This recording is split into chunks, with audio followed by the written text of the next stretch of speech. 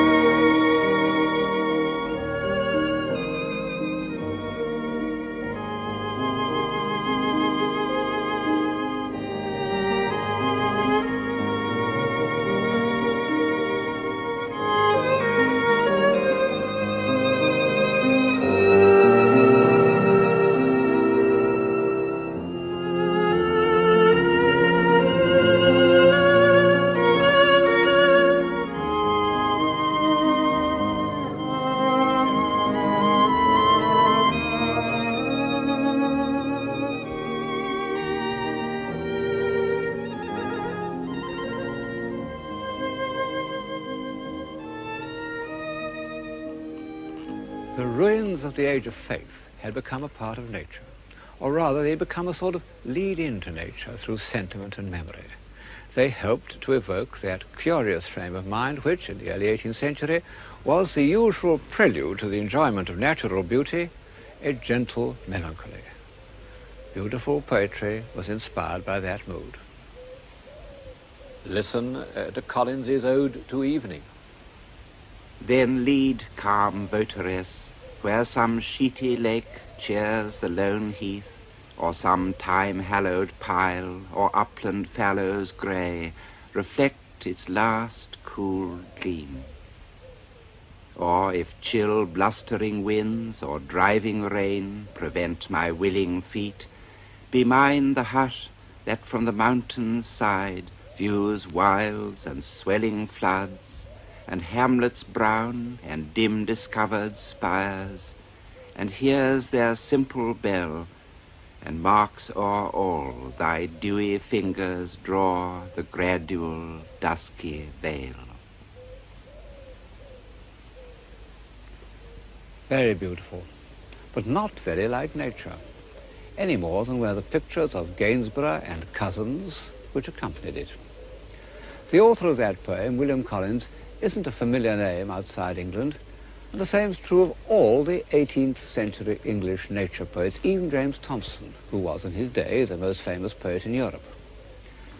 An emotional response to nature is one of the few extensions of our faculties that don't go back to an individual of genius.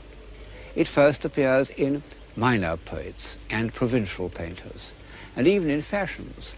For example, the fashion that took the straight avenues of formal gardens and changed them into twisting paths with pseudo-natural prospects, what were known all over Europe for 100 years as English gardens. Perhaps the most pervasive influence that England has ever had on the look of things in Europe, except for men's fashions in the early 19th century. Trivial? Well, I suppose that all fashions seem trivial, but are serious. When Pope described this scene of man as a mighty maze of walks without a plan, he was expressing a profound change in the European mind. So much for nature in the first half of the 18th century. Then, in about the year 1760, this English prelude of melancholy minor poets and picturesque gardens touched the mind of a man of genius, Jean-Jacques Rousseau. His name involves a change of scene, because although to some extent he derived his love of nature from England, it was among the lakes and alpine valleys of Switzerland that his absorption in nature first became a mystical experience.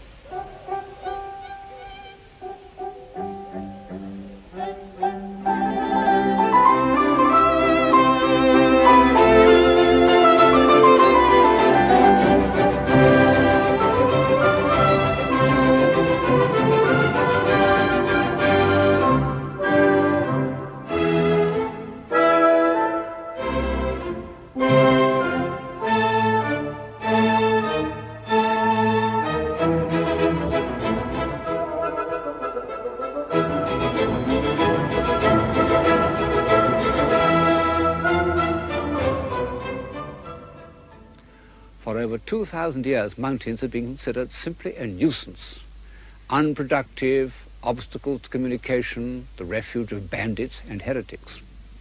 It's true that in about 1340, the poet Petrarch had climbed one and enjoyed the view at the top, and then been put to shame by a passage from St. Augustine.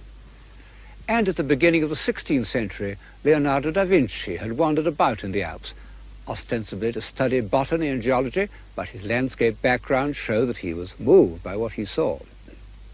No other mountain climbs are recorded. And to Erasmus, Montaigne, Descartes, Newton, practically any of the great civilizers I have mentioned in these programs, the thought of climbing a mountain for pleasure would have seemed ridiculous. Perhaps I should add that this is not altogether true of the painters. For example, Peter Bruegel, on his way from Antwerp to Rome in 1552, made drawings of the Alps, which show something more than a topographical interest, and were later used in his paintings.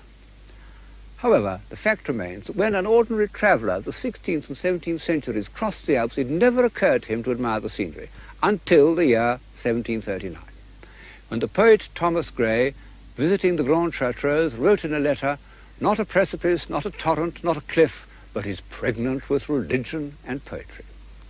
Amazing. Might have been written by Ruskin. In fact, I don't think that the full force of Alpine poetry was expressed till the time of Byron and Turner. But in the middle of the 18th century, a good many people seem to have recognized the charm of the Swiss lakes and enjoyed them in a comfortable, dilettantish sort of way. There even arose a Swiss tourist industry that supplied travelers in search of the picturesque with mementos and produced one remarkable, almost forgotten artist, Caspar Wolff, who anticipated Turner by, 30 years. But, like the 18th century English nature poets, this is a provincial overture, which might never have become a part of contemporary thought without the genius of Rousseau. Whatever his defects as a human being, and they were clearly apparent to all those who tried to befriend him, Rousseau was a genius, one of the most original minds of any age, and a writer of incomparable prose. His solitary and suspicious character had this advantage, that it made him an outsider.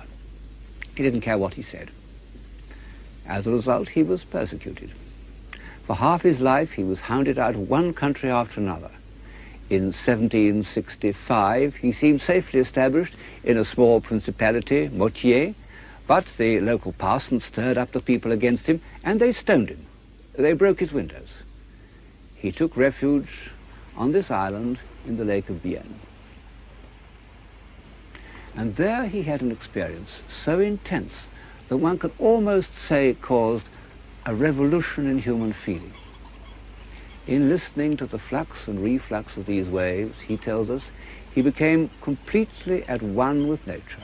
He lost all consciousness of an independent self, all painful memories of the past or anxieties about the future, everything except the sense of being, I realized, he said, that our existence is nothing but a succession of moments perceived through the senses. I feel, therefore I am.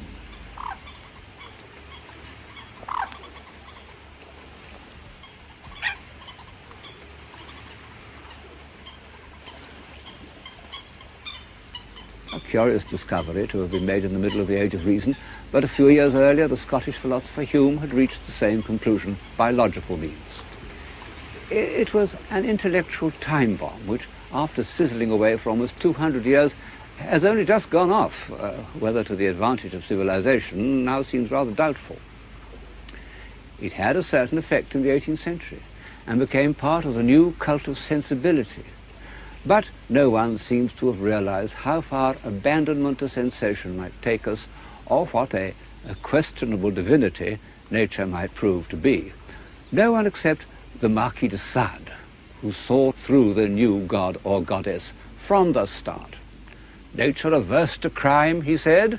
I tell you that nature lives and breathes by it, hungers at all her pores for bloodshed, yearns with all her heart for the furtherance of cruelty. Well, the Marquis was what used to be called a rank outsider, and his unfavourable view of nature is hardly mentioned in the 18th century. On the contrary, Rousseau's belief in the beauty and innocence of nature was extended from plants and trees and so forth to man. He believed that natural man was virtuous. It was partly a survival of the old myth of the Golden Age, partly a feeling of shame at the corruption of European society. But Rousseau gave it a theoretical basis in a work entitled A Discourse on the Origin of Inequality Among Men. He sent a copy to Voltaire, who replied in a letter which is a famous example of Voltairean wit. No one, he said, has ever used so much intelligence to persuade us to be stupid. After reading your book, one feels one ought to walk on all fours. Unfortunately, during the last 60 years, I have lost the habit. It was a dialectical triumph, but no more, because belief in the superiority of natural man became one of the motive powers of the next half-century. And less than 20 years after Rousseau had propounded his theory, it seemed to have been confirmed by fact. The French explorer Bougainville discovered Tahiti, and 2 years later, Captain Cook stayed there for 4 months in order to observe the transit of Venus. Well, Bougainville was a student of Rousseau, and it isn't surprising that he should have found in the Tahitians all the qualities of the noble savage. But Captain Cook was a hard-headed Yorkshireman, and even he couldn't help comparing the happy and harmonious life that he had discovered in Tahiti with the squalor and brutality of Europe. And soon, the brightest wits of Paris and London were beginning to ask whether the word civilization was not more appropriate to the uncorrupted islanders of the South Seas than to the exceptionally corrupt society of 18th century Europe.